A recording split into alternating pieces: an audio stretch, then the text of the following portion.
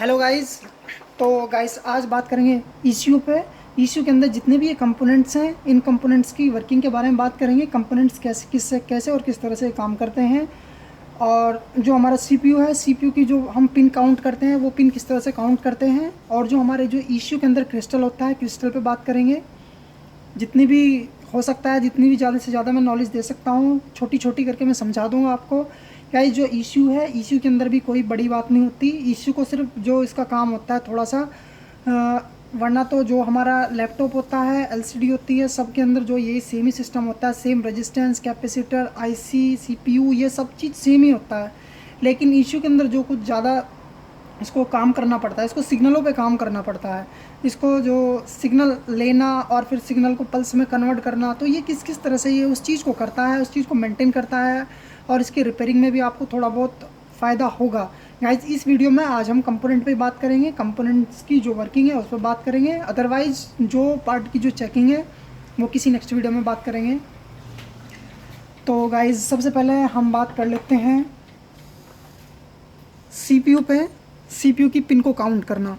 Guys आपको कभी CPU change करना हो या फिर आपको कुछ भी सीपीयू रिलेटेड काम करना हो, तो आपको सबसे पहले ये देखना है, ये जो भी सीपीयू पे छोटी सी डॉट है, यस, आपको ये देखना है, दिख रहा है इसमें। तो ये जो डॉट है, आपको ये डॉट जो होगी, ये इसकी सीपीयू की पिन नंबर 1 होगी। और जब हम जो सीपीयू की जो पिन काउंट करते हैं वो एंटी क्लॉक पिन को काउंट करते हैं, यानी कि उल्टे हाथ की तरफ को हमको चलना है। तो उसको ऐसे करना है, जैसे अगर ये नंबर 1 पिन हो गई तो फिर 1 2 3 4 इस तरह से हमको सारी पिनें काउंट करनी है। वैसे तो जो सीपीयू के ऊपर जो उसका नंबर लिखा हुआ होता है, उसी से उसकी पिन का भी, और जो हमारा हमको जब भी चेंज करना होता है तो सेम नंबर का ही चेंज करना होता है। जो उस पर डिनोट नंबर लिखा हुआ होता है उसी का सेम नंबर का चेंज करना होता है, यदि अगर हमें इश्यू चेंज भी करना है तो सीपीयू। तो गाइज़ इश्यू रिपेयर करना कोई बड़ी बात नहीं है, यदि अगर हमें पार्ट की वर्किंग के बारे में पता है कि कौन सा पार्ट क्या काम करता है। यानी कि अगर हमारी कार के अंदर कोई प्रॉब्लम हो जाए, लाइक अगर इश्यू जो हमारा इंजेक्टर है, अगर इंजेक्टर पे पल्स आना बंद हो जाए, हमने वायरिंग चेक कर लिया, सब कुछ हमने चेक कर लिया, वायरिंग, फ्यूज, रिले वगैरह एवरीथिंग, हम सब कुछ हमने चेक कर लिया। फिर अब हमको क्या करना है, अब हमारा इश्यू से पल्स नहीं जा रहा, तो फिर अब हमें इश्यू से पल्स नहीं आ रहा, तो हमको क्या पता चलेगा कि इश्यू के अंदर क्या ख़राब हुआ है। तो ये चीज़ मैं आपको समझाने की कोशिश करूँगा आज, जितना भी हो सकता है मैं इस वीडियो में बताने की कोशिश करूँगा गाइज़। और गाइज़ अगर वीडियो अच्छा लगे तो वीडियो को लाइक करना, और गाइज़ कोई भी चीज़ हो, कोई चीज़ समझ ना आए, प्लीज़ कमेंट करना, मैं आपको उसका रिप्लाई दूंगा। जैसे भी होगा मैं आपको उसका रिप्लाई करूंगा। और गाइज़ अगर वीडियो के अंदर कोई प्रॉब्लम हो, कोई मैं गलत चीज़ बता रहा हूं, तो गाइज़ प्लीज़ मुझे कमेंट करके बताना कि भैया आपने ये गलत बताया। जो भी है गाइज़, इस तरह से सुधार होगा, मेरी नॉलेज में भी सुधार होगा, आपकी नॉलेज में भी सुधार होगा। और गाइज़ चैनल को सब्सक्राइब करें और अपने दोस्तों के साथ वीडियो को शेयर करें जो भी इस फील्ड से रिलेटेड है। तो गाइज़, तो जो सीपीयू होता है, सीपीयू की वर्किंग यही होती है, जो भी सिग्नल्स आते हैं 5 वोल्ट के, 2 वोल्ट के, तो उन सब की कैलकुलेशन इसके अंदर होती है। और फिर जब भी इसको जिस चीज़ पे भी आउटपुट भेजना होता है, तो फिर वो यहाँ से आउटपुट भेज देता है। तो गाइज़ ये एक बहुत बड़ा सर्किट है, अगर हम इसको चार्ट पे बनाएं तो ये एक बहुत बड़ा सर्किट बनेगा, यानी कि एक बहुत बड़ा वायरिंग का गुच्छा है इसके अंदर। तो गाइज़ इसके अंदर बहुत सारे सिस्टम होते हैं। इसके अंदर सिग्नल, जो भी सिग्नल से कन्वर्ट करने के जो सिस्टम होते हैं, जब लाइक हमारा ट्रांजिस्टर है, डायोड है, रेजिस्टेंस है, इसके अंदर बहुत सारी इस तरह की चीज़ें बना के एक सर्किट बना हुआ है। तो जिस तरह से सिग्नल आते हैं कैलकुलेशन करता है, मैं बताऊंगा कि वो कौन सी चीज़ है जो कि इंजेक्टर को पल्स बनाने में मदद करती है। ये आईसी है। आईसी का काम ये है बहुत सारे कंपोनेंट को एक जगह जोड़ना, ये आईसी का काम है। तो गाइस इसके अंदर रेजिस्टेंस का सबको पता है, कोई भी ऐसा सर्किट चलाने के लिए रेजिस्टेंस की बहुत ज़्यादा आवश्यकता होती है, रेजिस्टेंस की, कैपेसिटर की। रेजिस्टेंस की इसलिए आवश्यकता होती है क्योंकि हमारा जो कार का सिस्टम है वो 12 वोल्ट का है, और जब हमारा सिस्टम 12 वोल्ट का होता है, लेकिन हमको ज़रूरत पड़ती है 2 वोल्ट की, 3 वोल्ट की, 5 वोल्ट की, 7 वोल्ट की, तो हम उन वोल्ट को कैसे कंट्रोल करते हैं, वो गाइस हम रेजिस्टेंस के थ्रू कंट्रोल करते हैं।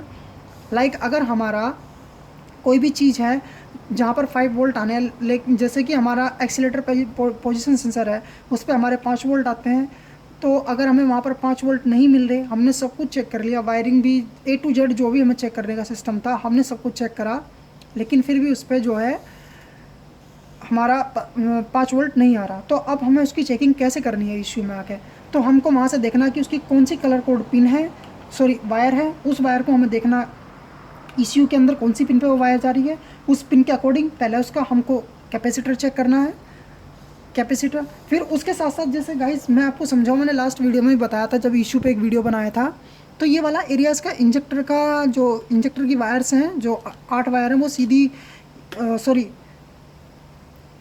इसकी 4 वायर, जो ये 6 सिलेंडर है तो 6 सिलेंडर के लिए 6 वायर ECU से गई हैं और 6 वायर मेन रिले से गई हुई हैं। तो इसके अंदर जो ये 6 वायर्स हैं, ये 6 वायर्स इस सर्किट के अंदर आ रही हैं। तो आपको ये समझ जाना है कि ये इंजेक्टर की जो पल्स बनाने के लिए है, इंजेक्टर को जो सिग्नल भेजने के लिए है, ये एरिया है। अब अगर इंजेक्टर पे सिग्नल नहीं आ रहा और सब कुछ चेक कर लिया तो फिर उसमें हमको क्या करना है, फिर जितना ही सर्किट है, इस सर्किट के जितने भी रेजिस्टेंस हैं, IC हैं, हमको वो सब चीज़ चेक करनी है। IC सर्किट के अंदर कभी चेक नहीं हो सकती, वो उसका बहुत कठिन सिस्टम है इसको चेक करने का, क्योंकि IC के जो 2 सिरे होते हैं उन पर कभी बीप नहीं बोलना चाहिए। तो उसके लिए IC को बाहर निकालना पड़ता है और तभी इसको चेक करना पड़ता है IC को। तो इस तरह से अगर हमारे 5 वोल्ट नहीं आ रहे, हमको उसी वायर को देखना है, उसी वायर के थ्रू हमको फिर यहाँ से आ जाना है। जहाँ पर भी जो भी सर्किट जा रहा हो किसी ट्रांजिस्टर के अंदर, रेजिस्टेंस के अंदर, तो फिर हमको इशू के अंदर क्या मिलता है, ज़्यादा से ज़्यादा कोई रेजिस्टेंस। अगर रेजिस्टेंस भी ठीक है तो जो हमारी ये पिंस होती हैं, जो अंदर सर्किट के अंदर जो वायर होती हैं, कई बार ये वायर ब्लो हो जाती है, फट जाती हैं वायर, तो अधिकतर केस ब्लो होने के ही मिलते हैं या फिर अधिकतर रेजिस्टेंस ही ख़राब होते हैं। क्योंकि कोई भी बड़ा सर्किट, IC या कोई भी चीज़ ख़राब होने से पहले जो रेजिस्टेंस लगे होते हैं, पहले वो चीज़ ख़राब होती है। और एक बार रेजिस्टेंस ख़राब हुआ तो फिर सप्लाई रुक जाएगी, ना बाहर जाएगी, तो फिर सप्लाई एकदम से ख़राब हो जाएगी, एकदम से रुक जाएगी अगर हमारा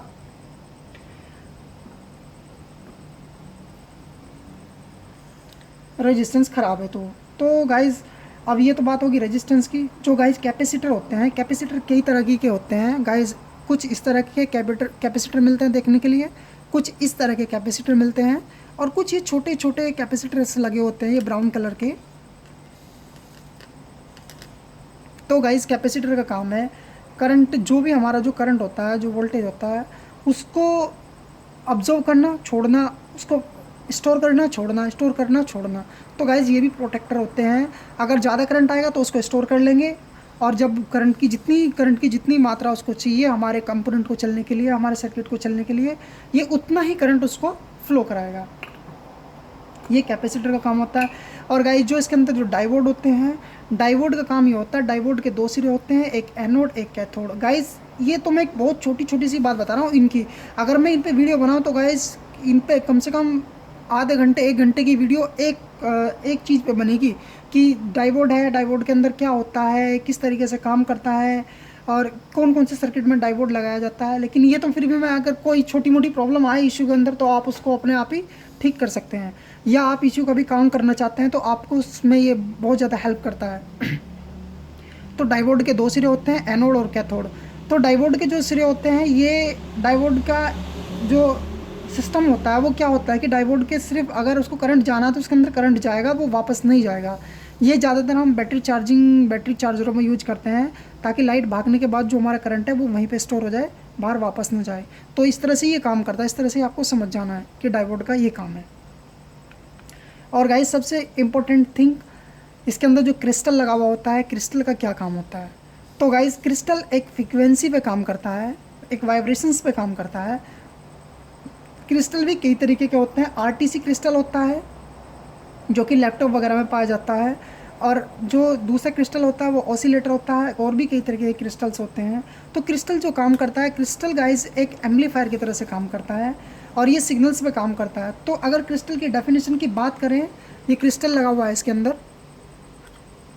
अगर क्रिस्टल की डेफिनेशन की बात करें तो गाइस जो क्रिस्टल है वो इसलिए यूज किया जाता है कि बिना तार के एक दूसरे तक अपनी बात को भेजना, यानी कि एक दूसरे तक सिग्नल को भेजना बिना किसी इनपुट लिए। तो हमारा जो क्रिस्टल है, क्रिस्टल वो कहीं से इनपुट नहीं आता। जो भी वाइब्रेशंस होती है, लाइक जैसे अभी हम बोल रहे हैं, जो हमारे गले के अंदर जो वाइब्रेशन पैदा हो रही है, उससे क्या होता है कि इसके अंदर एक फीडबैक होता है और एक एम्पलीफायर होता है। तो उस फीडबैक को जब भी वाइब्रेशन मिलता है तो उसके अंदर एक सिग्नल जनरेट होता है। अब उसके भी उसको बनाने, उसकी वीडियो बनाने के लिए भी गाइस बहुत लंबा टाइम चाहिए, फिर ये किस किस तरह से उसको वाइब्रेशन आती है, किस तरह से सिग्नल क्रिएट करता है, तो मैं फिर भी लेकिन थोड़ा सा बताने की कोशिश करूँगा।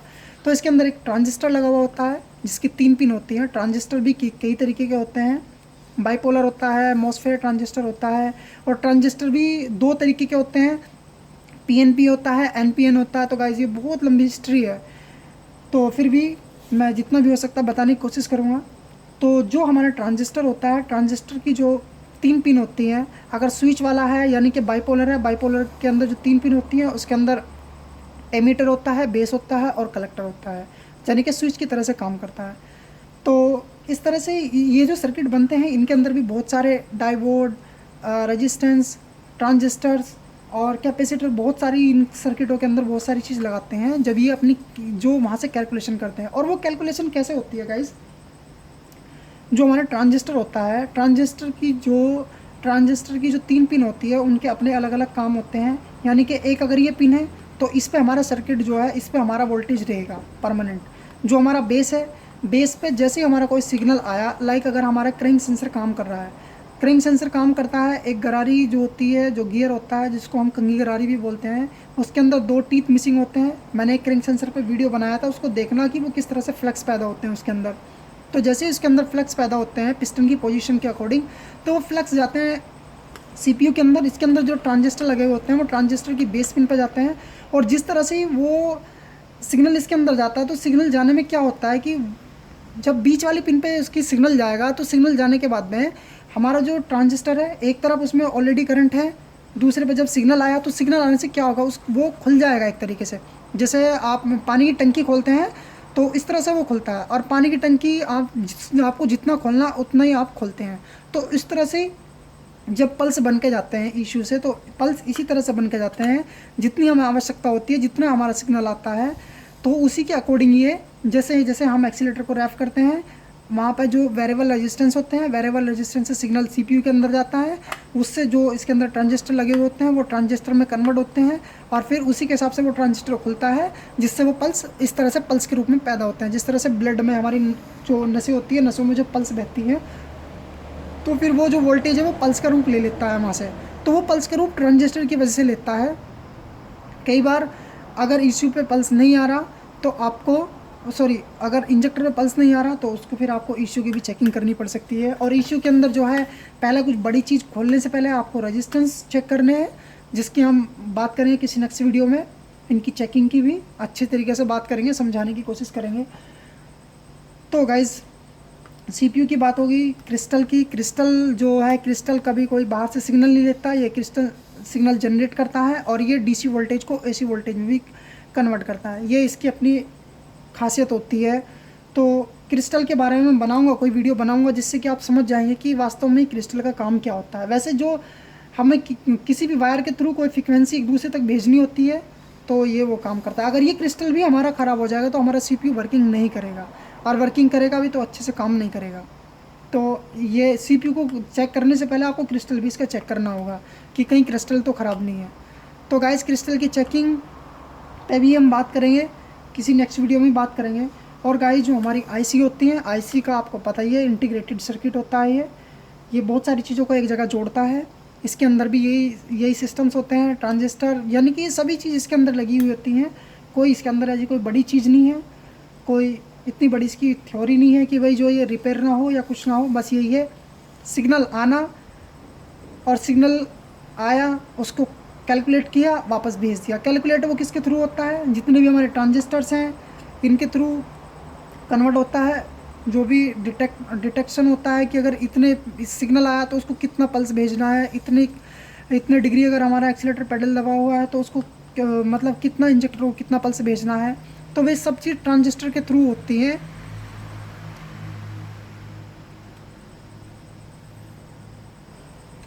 तो गाइस मैं आपको कुछ दिखाना चाहता हूँ।